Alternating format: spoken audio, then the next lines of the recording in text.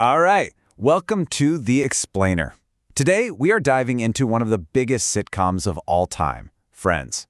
But nope, we're not here to argue about whether Ross and Rachel were on a break. Instead, we're going to deconstruct something pretty wild, how this show secretly became a massive tool for learning English all over the world. I mean, could it be any more educational? You probably just thought you were watching six people hang out at a coffee shop for 10 years. Turns out, you might have been sitting in a classroom the whole time. So how in the world did a comedy about being in your 20s in New York City turn into a formal English curriculum? That's what we're digging into. All right, so first up, how did this even happen? How did a sitcom make that huge leap from our TV screens straight into the classroom? And look, we're not just talking about people casually watching the show to pick up some phrases. We're talking about a formal, structured curriculum that teachers all around the globe are using. No, this is a whole system designed by educators to turn moments from Friends into actual, legitimate English lessons. And the thing at the very center of all this is the Friends ESL Teacher's Guide. This is the real deal. A complete system with detailed lesson plans, student workbooks, and teaching instructions for every single one of the 24 episodes in Season 1. So this isn't just a quirky idea, it's a fully fleshed out educational program. Okay, so what's actually in one of these lessons? Let's, pop the hood and see how it's all put together. We're going to break down the anatomy of a typical lesson plan. You can see right away it's super methodical. It really takes a student on a journey, right? It starts with passive stuff, like an episode summary and the main lesson plan, and then it moves them into actively using the language, drilling down on vocabulary and grammar before getting them to do speaking and writing exercises. It even has homework ideas. It's a whole learning cycle in one package. And what's cool about this structure is that students are learning so much more than just a list of words. They're learning to hear the real rhythm of how people talk. They're getting new vocabulary in the exact context it's used, and they see grammar rules play out in a natural way. And beyond the language, they're also getting this massive dose of cultural understanding about American humor, relationships, and just life. All right, so we've seen what's in a lesson, but how do you actually teach with it? That's what this section is all about. The specific techniques and methods the guide suggests for getting the absolute most out of every single episode. So a key part of the method, and this is pretty clever, is this two-step viewing process. The first time around, students watch a key scene with the subtitles turned on. That helps them connect the words they're hearing to the words they're seeing.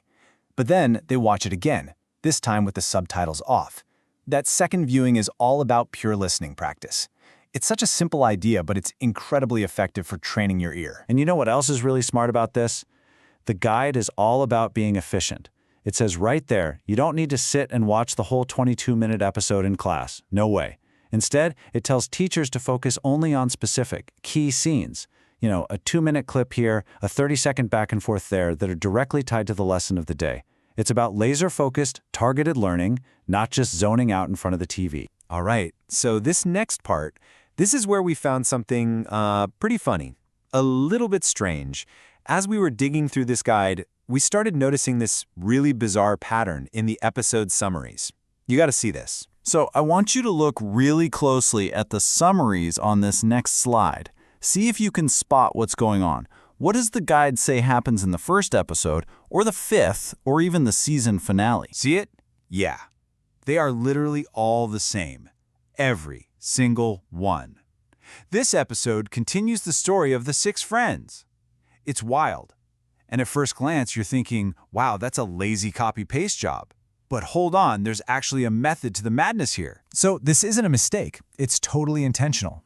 See, the guide is meant to be a template, a framework. It's not trying to give you a plot summary you could get from Wikipedia in 2 seconds. It assumes the teacher will, watch the episode.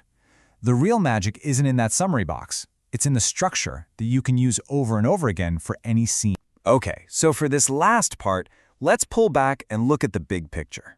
Why does this work so incredibly well? Why does using something like Friends as a textbook actually work? What's the secret sauce? It really comes down to this powerful mix of a few key things. For one, you get authentic, real-world dialogue, the kind of stuff you'd never hear in a standard textbook. You get total cultural immersion. The situations are so relatable. whether it's about jobs or dating. And maybe the biggest thing?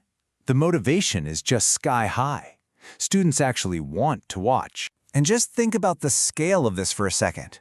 We're talking about 24 complete, ready-made lesson plans just for the first season, each one designed for a 60 to 90-minute class.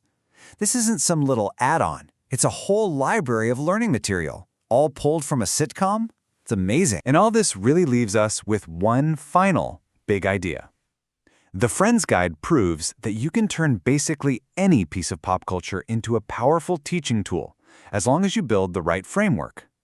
So, I'll leave you with a question to chew on. If you could turn any movie, any TV series, or heck, even a video game into a curriculum, what would you pick? It's a fun thing to think about. Thanks for diving into this with us.